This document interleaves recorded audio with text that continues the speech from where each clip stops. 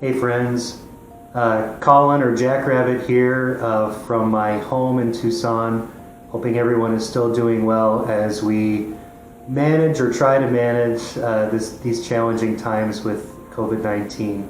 I hope that you and your family and friends are safe and healthy as you see this video, and if not, we send our thoughts out to you and to all who are struggling with the virus. I wanted to read a little bit more from The Earth Speaks Today. Again, this is a compilation of passages put together by Steve Van Meter and Bill Weiler on behalf of the Institute for Earth Education. And there are lots of different types of passages in here. And the two that I'm going to read today, I think, speak greatly towards our own personal well-being at the same time that we think about learning about our environment and the world we live in, and also wanting to protect it and advocate for its protection. And so I'm going to start with a passage by Henry David Thoreau from Walden.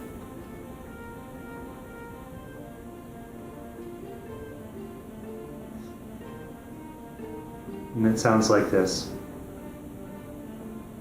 We need the tonic of wildness, to wade sometimes in marshes where the bittern and the meadow hen lurk, to hear the booming of the snipe, to smell the whispering sedge where only some wilder and more solitary fowl builds her nest, and the mink crawls with its belly close to the ground.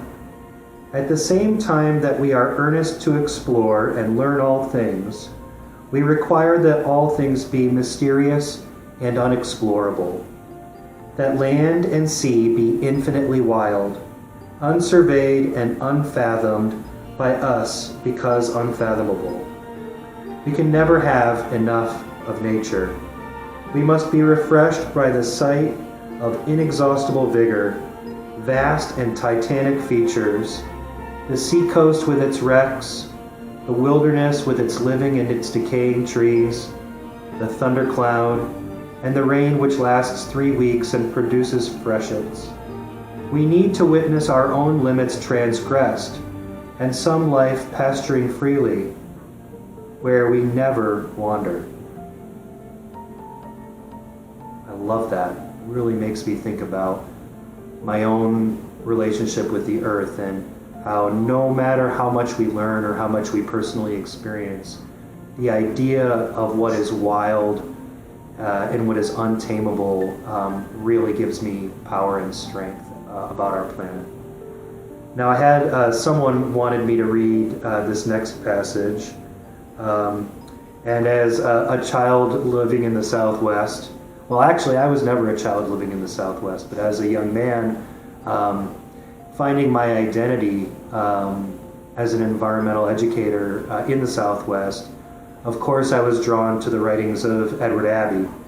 And not all Edward Abbey is something that I would share in a post like this, but I think this one is really special and powerful. And thanks to my friend Julie, who I first met at the McKeever Environmental Learning Center in Pennsylvania as I began my Earth Educator training so many years ago, for suggesting that I read this passage by our friend Edward Abbey.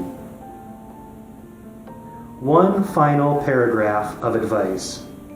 Do not burn yourselves out. Be as I am, a reluctant enthusiast, a part-time crusader, a half-hearted fanatic. Save the other half of yourselves and your lives for pleasure and adventure. It is not enough to fight for the land. It is even more important to enjoy it, while you can, while it's still there. So get out there and hunt and fish and mess around with your friends.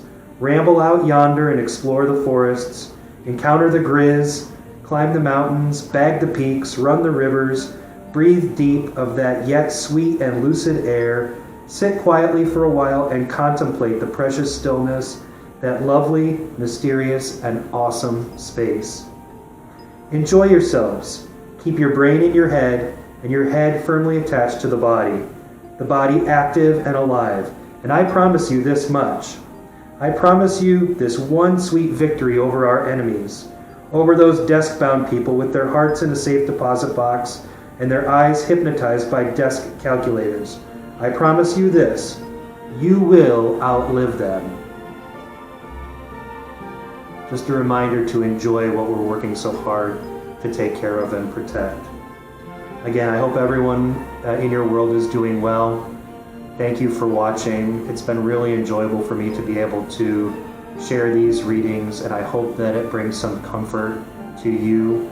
I encourage you to find a little bit of time each day for some private reflection. I'm inside today because it's a little breezy and warm on my back porch, but I will definitely be getting outside this evening when it starts to cool down. Give yourself a little magic spot time in solitude where you can reflect on what's going on and take care of yourselves and take care of those around you too. And we still can find safe private places to get out and enjoy nature, whether it's your backyard or a trail nearby. You really need to do that. So I hope you're taking care of yourselves. I'll be thinking about you, and I'll be sure to send you another story or some more writings from The Earth Speaks sometime soon. Take care.